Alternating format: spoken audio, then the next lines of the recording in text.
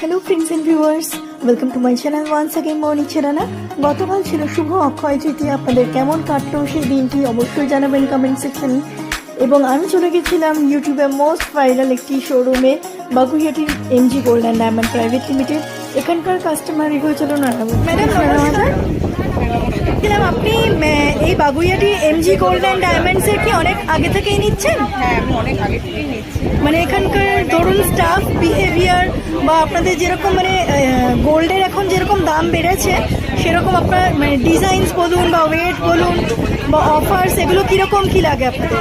এখানে খুব ভালো অফার থাকে। অ্যাকচুয়ালি যে কোনো অনুষ্ঠানের আগে এখানে মেকিং চার্জের প্রায় ফ্ল্যাট থাকে, যেমন 499, 599 এরকম।